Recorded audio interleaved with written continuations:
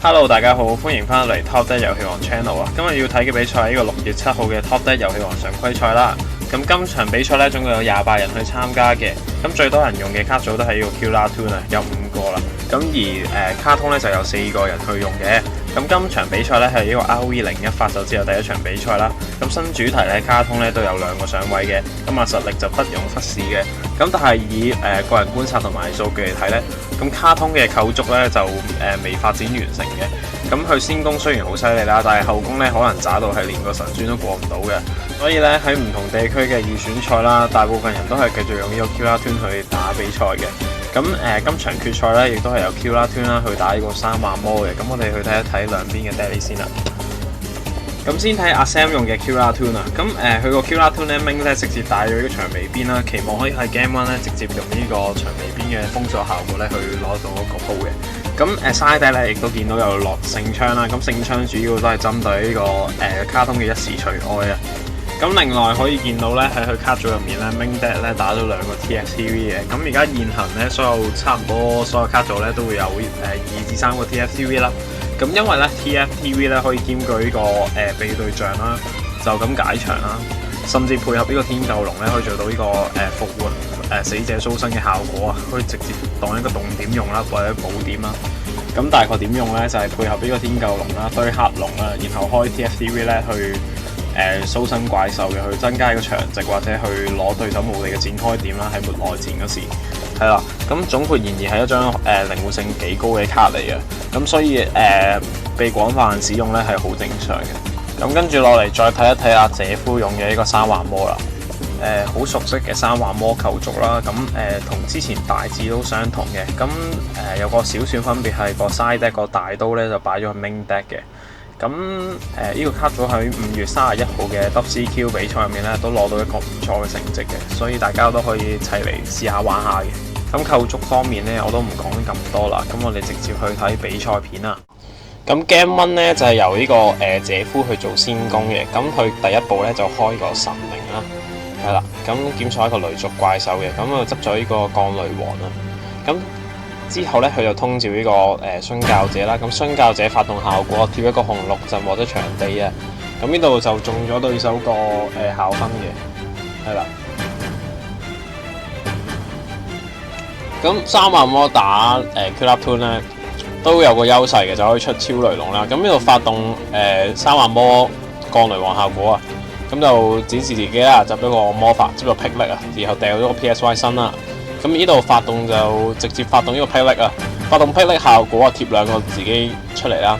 然後咧再蘇手派呢個10星怪獸啊，阿降雷王咧就貼埋個場地嘅。咁跟住佢下一步咧就發動場地效果啦，送3個同種類嘅卡咧，然後就可以特召呢個華魔王啦，係啦。咁呢度拎1啦，合咗呢個拎波嘅。咁呢度再發動手派呢個操勢者效果啊，咁就掉咗自己啦，然後出一個8星以外嘅3環魔啊，咁就出咗呢個降雷王嘅。咁呢度再發動呢個操勢者效果啦，就拉翻呢個1星殉教者上嚟嘅。咁殉教者嗌呢個 dash 效果啊，出2個自己咧，咁就中埋呢個無限炮影嘅，係啦。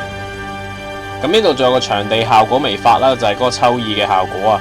咁呢度發動秋意效果啦，咁見到阿 Sam 咧手牌就有呢個灰流嘅，咁就中埋個灰流啦，係啦。咁呢度好大機會係出埋個超雷龍啦，然之後咧再合個 SP 就過turn噶啦。咁呢度降雷王效果啦，有怪獸跌落墳就燒對面1000嘅，係啦。咁呢度出超雷龍加呢個 SP 啊，咁就 SP 嗌效果勾埋呢個三星灰流啊。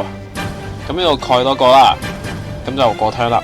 咁睇下阿 Sam 咧3個手牌過唔過到呢個中場啦，咁就發動呢個無限炮影啦，抹咗個超雷龍效果先，咁就可以檢索翻啦。咁呢度發動超車啊，咁就蘇咗呢個重運啦，就拉咗呢個綠色嘅。咁綠色落地嗌效果啊，咁就執一個2星以外嘅 Killer Toon 啊。咁呢度應該係執紅色啦，咁呢度執咗紅色之後咧，咁就通知埋紅色啊。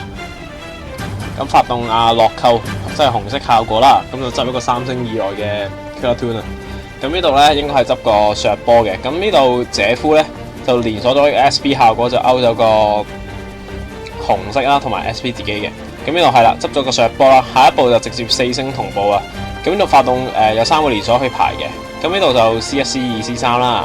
咁就 C3 就 LHR，C2 就炸超雷龍啊，C1 就檢索啦。但係咧可能太興奮啦，或者唔記得咗啦，咁佢就冇執到嘅，係啦。咁佢直接咧就手牌長眉邊加場上嘅 Trackmaker 咧就合咗呢個鎖博龍嘅。咁呢度做鬼者效果啦，咁就吹翻個卡上手嘅，咁就吹咗呢個幻魔王啦。咁呢度直接 Battle Phase 啊，鎖博龍咧就打拳。咁就打個2700啦，2800係啦。咁 End Phase 咧個落扣同埋個 SP 就翻嚟嘅。咁呢度再發動霹靂同埋殉教者嘅效果啦，咁就回收2個卡嘅呢度 total 係啦。咁去翻右手邊回合姐夫回合啊，淨係要過鎖博龍呢個 block 啦，因為對面唔記得檢索啊。咁直接開埋呢個蟹刀啊，吹走個鎖博龍咧。咁直接可以打爆頭噶啦，剩翻7000血啫嘛。阿 Sam 剩翻係啦，咁呢度開名牌霹靂啦，咁就跌翻2個自己嘅係啦。咁呢度都輸硬噶啦，咁阿 Sam 就決定呢個投降，跟住就去呢個 Game 2啦而家。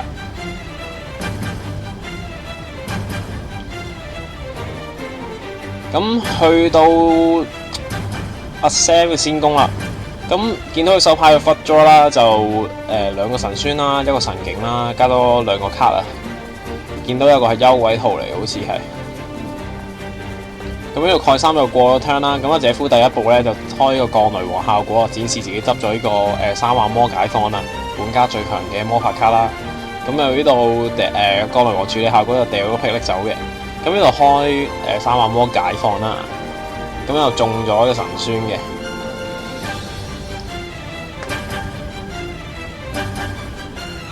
跟住姐夫咧就開個霹靂效果啦。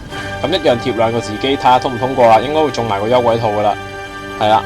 咁呢度中埋個幽鬼套啦，咁就姐夫冇得喐啦，就 End Phase 過 turn 啦。咁去翻阿 Sam 回合啦，咁見到佢抽到個超車嘅，咁開超車效果咧就中咗阿姐夫灰流啊，非常可惜啊。咁阿 Sam 又過翻個回合啦，咁又3幻魔霹靂效果啦，就攞翻自己嘅，咁去翻姐夫回合啦。咁就開呢個第一步，開呢個霹靂啦。咁一樣發動時直接中咗神宣啦。咁呢度阿 Sam 剩翻2000血啫。咁即係話咧，隔離個神警咧都冇用噶啦，其實已經，因為冇血再披啦可以。